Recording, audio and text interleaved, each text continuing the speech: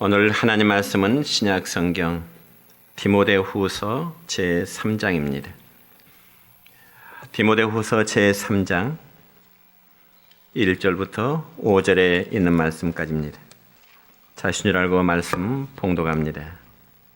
너는 이것을 알라. 말세에 고통하는 때가 이르러 사람들이 자기를 사랑하며 돈을 사랑하며 자랑하며 교만하며 비방하며 부모를 거역하며 감사하지 아니하며 거룩하지 아니하며 무정하며 온통함을 풀지 아니하며 모함하며 절제하지 못하며 사나우며 선한 것을 좋아하지 아니하며 배신하며 조급하며 자만하며 쾌락을 사랑하기를 하나님 사랑하는 것보다 더하며 경건의 모양은 있으나 경건의 능력은 부인하니 이 같은 자들에게서 내가 돌아서라. 아멘. 사랑과 축복의 메시지 나눕니다. 사랑하고 축복합니다. 사랑하고 축복합니다. 감사합니다. 오늘은 신약성경 디모데후서 3장 1절부터 5절에 있는 말씀을 중심해서 말세를 사랑하는 믿음이라는 제목으로 말씀을 선포하고자 합니다. 여러분, 우리는 종종 어떤 악한 일을 본다든지 혹은 도무지 일어나서는 안 될 일이 일어난 것을 볼 때 우리는 혀를 차면서 말세가 가까웠구나. 말세구나 말세. 이란 표현들을 종종 사용하게 됩니다. 그래서 어떤 자연의 질서에 위배되는 현상이라든지 혹은 인륜에 역행되는 일들은 말세의 증거로 우리가 현실적으로 받아들여지고 있는 것이 오늘의 모습입니다. 그러니까 말세란 말은 세상이 더 이상 존재할 수 있는 질서를 상실해 버렸다고 하는 그런 의미로도 볼 수가 있는 것이죠. 그렇지만 그런 말을 하는 사람들이 과연 이 말세를 어떻게 이해하고 또 실제로 말세가 되어서 세상의 역사가 끝나면 어떻게 될 것인지에 대해서는 별로 관심을 두지 않고 있습니다. 그리고 심지어 우리 성도들까지도 과연 세상의 끝날이 있을 것인지, 그리고 과연 세상의 끝날이 있다면 그 말세의 시점은 언제부터일 것인지에 대해서 심각하게 생각하고 있지 않는 것이 또한 현실적인 문제입니다. 그러면서 단지 국제 정세나 혹은 환경 문제가 다소 심각하게 돌아간 것을 보면 말세에 대한 위기감을 고조하게 되고요. 그러다가 시간이 지나 위기가 지나가면 언제 그랬느냐는 듯이 또한 쉽게 잊어버리곤 하는 것입니다. 그래서 서기력으로 999년을 지나 처음 천년을 맞았을 때 여러분, 중세 유럽에서는 다른 세상이 끝이 왔다고 그렇게 생각을 했습니다. 그런데 서기 천년은 아무 일 없이 지나가 버렸습니다. 그러자 그걸 보고 당시의 사람들이 생각하기로는 말세가 아직 멀었구나. 자신들이 말세라고 생각하는 것은 아마 착각이었구나. 이런 생각들을 했던 것입니다. 그리고 다시금 2000년을 맞았을 때도 온 세상이 얼마나 요란하고 시끄러웠습니까? 세상 끝나라는 위기감은 거의 없었지만 막연한 불확실성에 대한 불안감을 위해서 진짜 세상에 무슨 일이 일어나지는 아니할까 하는, 그래서 모든 사람들이 떠들썩했습니다. 그렇지만 막상 그날이 지나고 나니까 또다시 조용해지게 된 거죠. 그러면서 모든 사람들의 생각에는 아무것도 아닌 것을 가지고 지나간 시간 앞에 우리가 호들갑을 떨지 않았나, 그렇게 생각을 했을 것입니다. 그런데 말세라는 말은 이미 2000년 전부터 사용해 왔고요. 이 바울 사도도 본 서신을 기록하면서 말세의 때가 되었다고 했는데, 과연 말세의 때는 도대체 어느 시점을 말하는 것일까요? 첫째로 성경적인 말세의 시점의 문제입니다. 여러분, 우리가 사도행전의 말씀을 보면 예수님께서 부활하시고 그 다음에 승천하신 이후에 교회 안에서는 예수님의 재림이 매우 임박했다고 하는 그러한 믿음이 초대교회 성도들에게 굉장히 고조되었습니다. 그래서 사도행전 1장 11절 하반절의 말씀을 보면 우리 주님이 구름을 타고 승천하실 때 흰옷을 입은 천사가 나타나 이런 말하게 됩니다. 같이 읽습니다. 시작. 너희 가운데서 하늘로 올려지진 이 예수는 하늘로 가심을 본 그대로 오시리라. 아멘. 뿐만 아니라 예수님의 계시를 기록한 요한계시록의 말씀을 보면은 예수님께서는 속히 오겠다고 여러 차례 주님은 말씀하십니다. 속히 오겠다는 그 말씀은 예수님께서 반드시 재림하신다고 하는 그런 약속의 말씀입니다. 그렇기 때문에 초대교회 성도들은 아주 강한 말세의 신앙, 다시 말씀드려서 초대교회 성도는 재림 신앙에 대한 뜨거운 열정에 있었습니다. 그래서 우리나라 손양원 목사님이 작사한 주님 고대거라고 하는 이 찬양곡 3절에 보면 가사의 내용이 이렇습니다. 먼 하늘 이상한 구름만 떠도 행여나 내 주님 오시는가 해. 머리 들고 멀리 멀리 바라보는 맘, 오 주여 언제나 오시렵니까?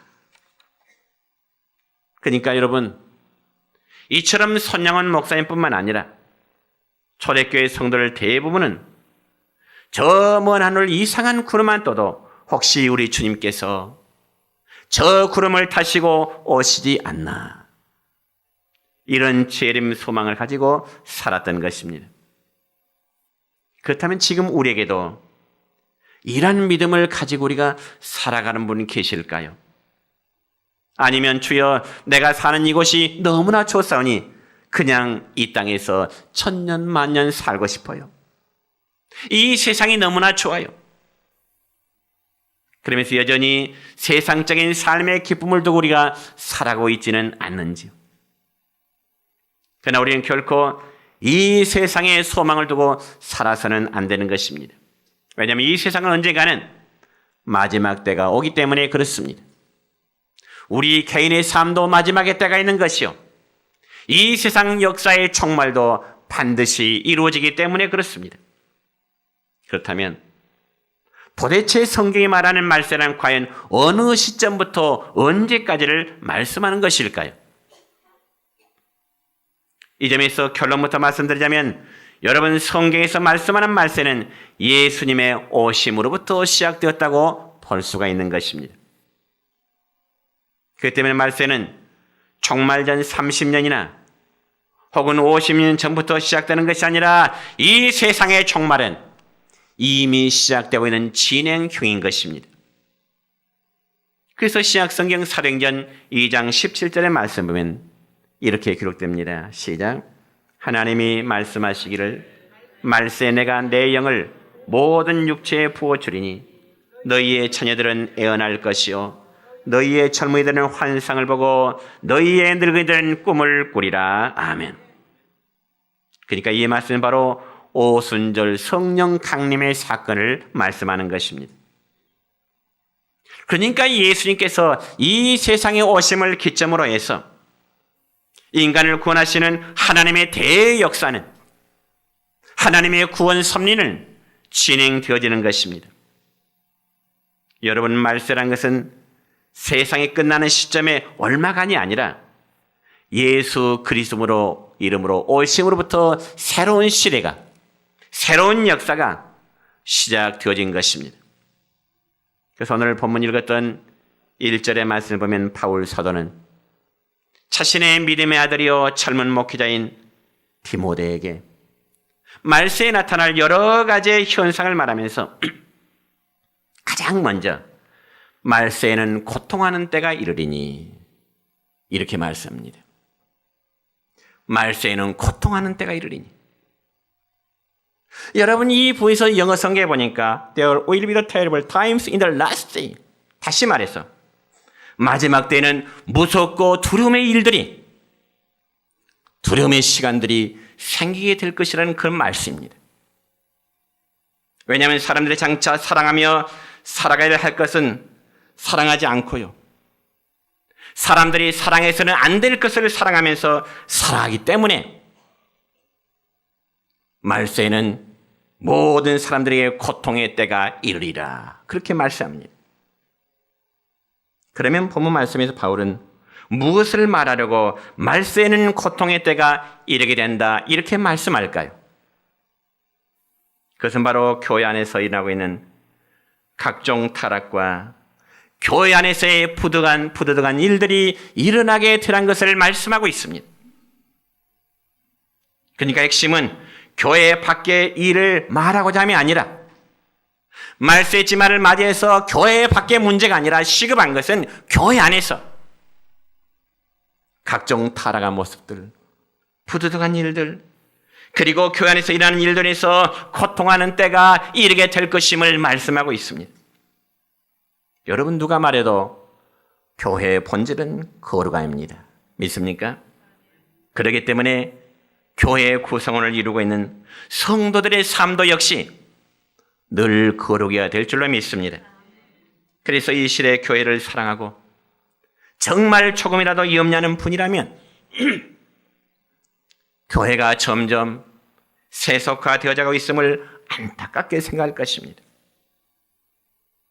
여러분, 최근에 목회자가 성추행 문제에 연루된다든지, 혹은 목회자가 교회의 재정 문제로 법정에 선다고는 이러한 뉴스를 들 때마다 우리 모두의 마음이 얼마나 아픕니까?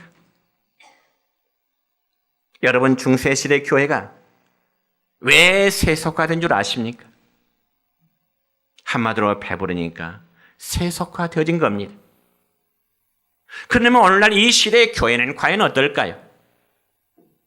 저는 정말 조심스럽게 말씀드리고 싶습니다마는 교회가 점점 세상 문화를 닮아가고 있습니다. 그래서 자꾸 세상 방법을 따라 어울리며 세상적인 즐거움을 추구하며 살아간다는 거죠. 며칠 전에요, 기독교 관련 신문을 보니까 어느 교회에서 목회자를 모신다고 하는 청빙 광고를 봤습니다. 그래서 우연히 그 신문을 보면서 광고 내용을 봤는데 저는 그 광고 내용을 보면서 깜짝 놀랐습니다. 왜냐하면 목사님을 모시고자 하는 그 교회는 주일 낮 예배는 없고 저녁 예배 한 번만 드린다는 거예요. 물론 새벽기도 없을 것이고요, 수요 예배도 없을 것이고요, 일주일에 딱 한 번 주일 저녁 예배만 드린다는 것입니다. 그러니까 그러한 교회의 성향을 이해할 수 있는, 또 교회의 방법대로 목회할 수 있는 목사님을 모십니다는 조건이었습니다. 여러분, 오늘의 시대가 바로 이렇습니다. 교회라는 그물은 화려하게 아름답지만은 예배가 이루어져 가고 있어요. 예배가 상실되어 가고 있어요. 그렇지만 분명히 기억하십시다. 교회의 본질은 결코 그것이 아닙니다. 교회의 본질인 거룩성을 지키러 가면은 어떻게 보면 참 고리타분하다. 교회가 시대의 흐름을 따라가야지 굳이 교회가 고리타분한 그러한 전통을 끝까지 고집할 필요가 있겠느냐, 그렇게 생각하실 수 있을지 모르지만은, 그럼에도 교회는, 그리고 성도는 교회의 거룩성을 유지하기 위해서 세상에 죄악되고 타락된 문화와는 반드시 구별되어야 되는 것입니다. 그래서 예배의 중심으로 살아가는 것이 교회의 사명이요, 그리고 성도의 삶이 되어야 되는 것입니다. 여러분, 보통 비유하기를요, 죽어 있는 물고기는 물이 흐르는 대로 그냥 떠내려간다고 표현하지요. 그러나 살아있는 물고기는 물을 거슬러 올라간다고 표현합니다. 옳습니다. 우리의 믿음이 살아있는 믿음이요, 우리의 자신의 성경을 지켜내기 위해서는 결코 믿지 않는 불신자들의 그들의 문화와 하나 되어서는 안 된 것입니다. 그러면 과연 말세의 사람들이 살아가는 대상이란 과연 무엇일까요?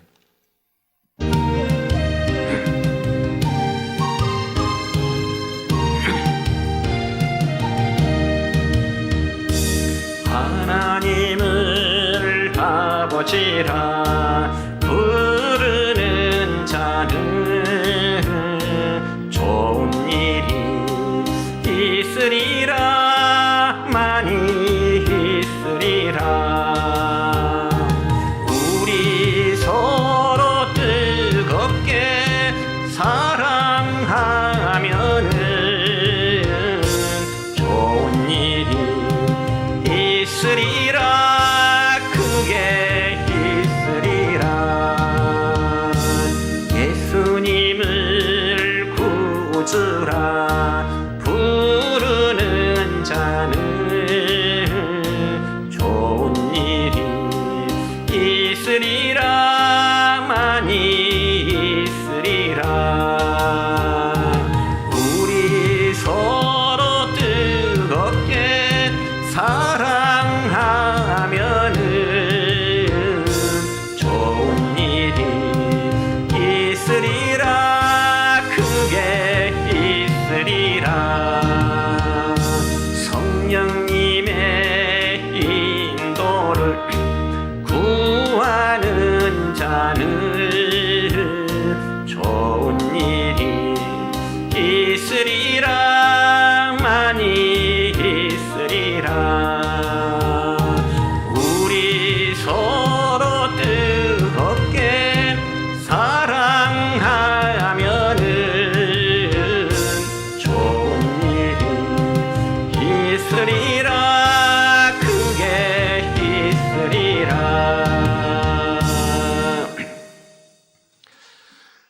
그럼 본론적으로 오늘 성경에서 말세지 말에 사람들이 사랑하는 대상은 어떤 대상일까요? 첫째는 말세는 사람들이 자기를 사랑해야 된다고 말씀하고 있습니다.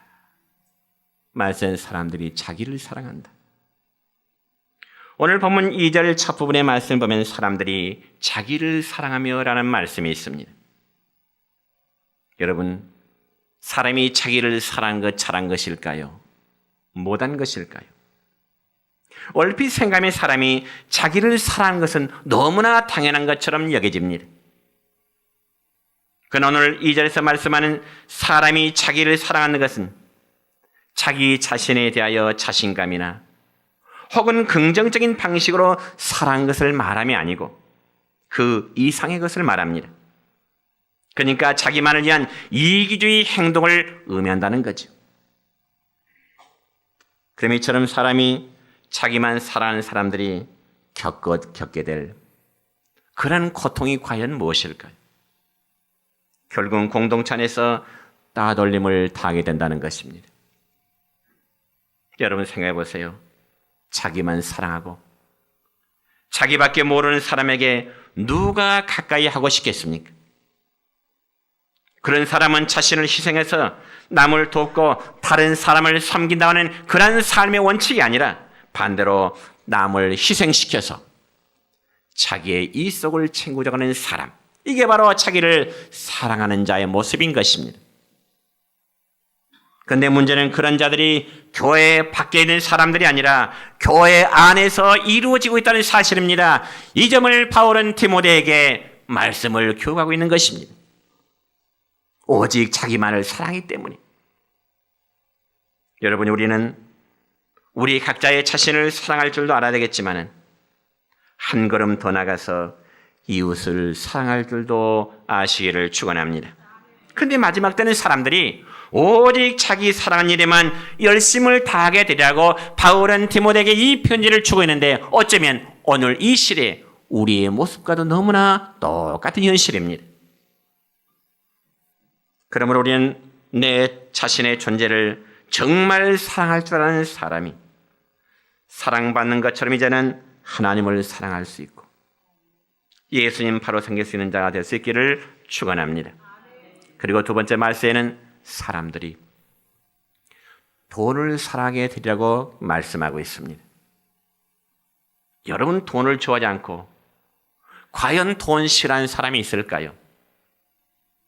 인격적으로 아주 고상한 훌륭한 목사님이라면 돈을 싫어할까요?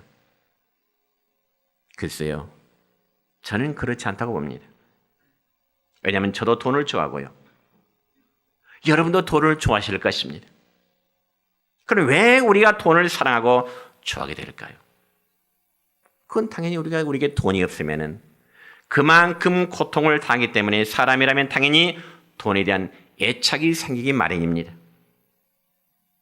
그러나 여러분, 우리가 돈을 사랑하다 보면 종종 잃게 되는 것도 있습니다. 그게 무엇일까요? 돈 때문에 우리는 사람을 잃어버리는 경우가 있습니다. 왜냐하면 여러분이 돈을 사랑하는 것과 사람을 사랑하는 일에는 늘 충돌함이 있기 때문에 그렇습니다. 그러면 돈을 사랑함으로 사람만 잃게 되는 것일까요? 아니요. 신앙인들은 돈을 사랑하기 때문에 하나님을 잃어버리는 경우도 너무나 많습니다. 그래서 성경 말씀에 보면은 누가복음 16장 13절의 말씀을 보면 우리 주님은 우리에게 이렇게 말씀하시네요. 시작. 너희는 하나님과 재물을 겸하여 섬길 수 없느니라. 아멘. 물론 그렇다고 해서 돈을 벌기 위해서 억척스럽게 살아가는 것이 잘못이라는 이야기는 절대 아닙니다. 돈을 모으기 위해서 못 먹고 그리고 못 쓰면서 어렵게 살아가는 것이 또한 잘못이라는 이야기 역시도 아닙니다. 분명히 우리 성도들이 열심히 일하고 절약하면서 경제적으로 부유함을 누리는 것 정말 아름다운 일입니다. 그러나 여러분이 우리가 돈을 사랑한 나머지 정말 사랑해야 될 사람을 사랑하지 못하고 돈 때문에 하나님을 사랑하지 못한다면 그것은 성경에서 말씀하기를 일만하게 뿌리와도 같다고 말씀합니다. 디모데전서 6장 10절의 말씀 볼까요? 이렇게 기록됩니다. 시작. 돈을 사랑함이 일만하게 뿌리가 되느니 이것을 탐내는 자들은 미혹을 받아 믿음에 있었더나 많은 근심으로써 자기를 찔렀도다. 아멘. 얼마 전에 인터넷 뉴스를 보니까요. 이런 내용이 있더라고요. 회사에 다니던 40대 젊은이가 어느 순간에 도박을 시작했습니다. 그래서 여기저기 빚을 빌려다가 대출을 빌려다가 받아서 도박을 하는 게 도박 빚이 약 6억이 된 겁니다. 6억. 그래서 그 사람은 지푸라기로 잡는 심정으로 복권을 샀어요. 복권을. 그런데 그 복권을 샀는데 1등에 당첨됐네요. 세금 떼고 약 35억 원을 받았습니다. 35억 원. 그러자 그 젊은 이제 40대 회사원은 회사에 사표를 내버렸습니다. 외제 수용차를 샀습니다. 남은 돈으로 주식에 투자하고 펀드에 투자했습니다. 그런데 얼마 되지 않아 그 젊은 직장인은 완전히 빈털터리가 되어버렸습니다. 인터넷 뉴스에 그런 모습 봤습니다. 성도 여러분, 이런 말이 있지요. 돈으로 모든 것을 살 수는 있지만 행복만큼은 돈으로 살 수 없다고요. 공감하십니까? 돈으로 일순간 우리는 행복을 모든 것을 살 수는 있지만 돈 그 자체가 우리에게는 영원한 행복의 조건은 결코 될 수 없다는 말씀입니다. 그러므로 성도는 돈을 사랑함으로 인해 정작 사랑해야 할 대상을 잊어버리면 안 되겠지요. 왜냐하면 성경에 말씀하기를 바로 고통이 따르기 때문에 그렇습니다. 돈 때문에 행복할 줄 아는데 결국 돈 때문에 고통을 맞게 된다는 것이 말세를 살아가는 모든 사람들의 모습이라는 것입니다.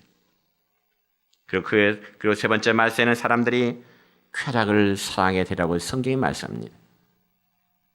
본문 4절 하반절의 말씀입니다. 시작. 쾌락을 사랑하기를 하나님 사랑하는 것보다 더하며 그랬습니다.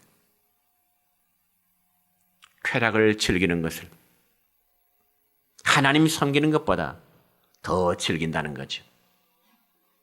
그래서 이 쾌락이라는 단어를 찾아보니까 인간의 욕망을 만족시키는 하나의 즐거움이라.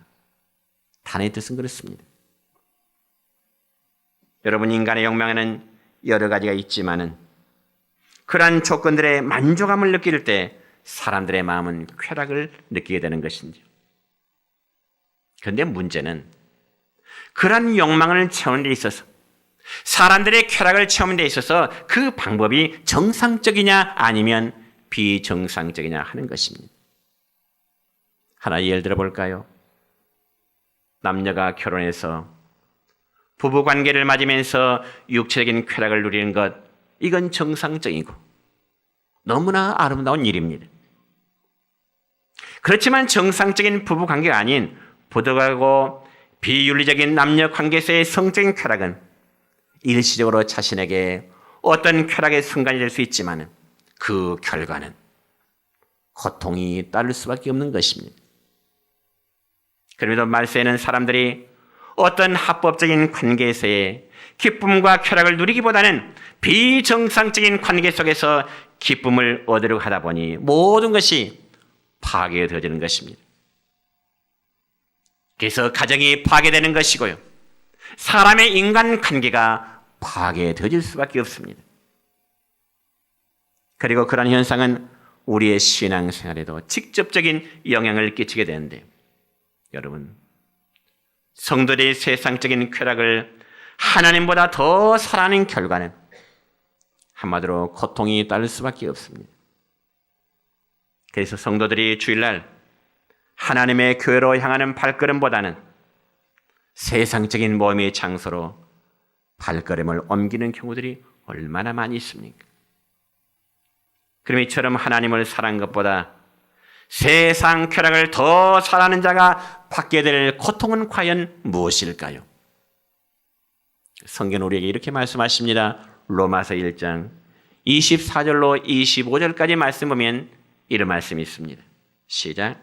하나님께서 그들을 마음의 정욕대로 더러움에 내버려 두사 그들의 몸을 서로 욕되게 하게 하셨으니 이는 그들이 하나님의 진리를 거짓 것으로 바꾸어 피조물을 조물주보다 더 경배하고 섬김이라. 아멘. 여러분, 하나님께서는 세상 쾌락에 빠진 자들을 하나님은 그대로 내버려 두신다고 말씀하십니다. 왜냐하면 그들은 하나님의 진리를 거짓 것으로 받아들이고 오히려 피조물을 창조주 하나님보다 더 경배하고 섬기기 때문에 하나님은 내버려 두신다. 여러분, 우리에게는 육신의 삶 속에 적당한 쾌락 필요하지요. 육신의 즐거움 필요합니다. 그러나 육신의 즐거움과 쾌락에는 반드시 절제함이 동반되어야 되는 것입니다. 그럼에도 쾌락을 사랑한다는 것은 이미 절제를 상실했다는 증거죠. 여러분, 브레이크가 파열된 자동차, 브레이크가 파열된 자동차가 예를 들어서 언덕을 내려간다고 할 때 그 결과는 어떨까요? 보나마나 대형 사고가 일어날 수밖에 없습니다. 그러니까 우리 성도의 삶에도 육신의 즐거움과 육신의 쾌락을 누림에 있어서도 항상 성령의 열매 중에 하나인 절제함이 필요하다는 것입니다. 절제함이 잃어버린 쾌락은 마치 브레이크가 파열된 그리고 언덕에서 내려가는 자동차와 같게 될 것입니다. 마지막으로 오늘 본문 5절의 말씀은 이렇게 기록됩니다. 시작. 경건의 모양은 있으나 경건의 능력은 부인하니 이 같은 자들에게서 네가 돌아서라. 아멘. 여러분, 성도들은 자기만을 사랑하고 돈을 사랑하고 쾌락 사랑이를 하나님보다 더 사랑하는 삶에서 오늘 성경 저와 여러분에게 권면합니다. 돌아서라. 자기만을 사랑하고 돈만을 사랑하고 쾌락만을 추구하는 자들은 돌아서라. 이제 말씀했습니다. 오늘 본문의 말씀처럼 우리는 말세에 고통하는 때를 살아가고 있습니다. 지금. 그리고 우리는 정신을 똑바로 차려야 되는 것이죠.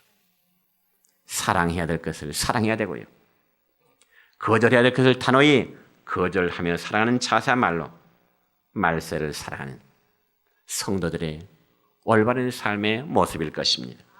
오늘 이 말씀이 여러분의 마음속에 은혜가 되시기를 주님의 이름으로 축원합니다.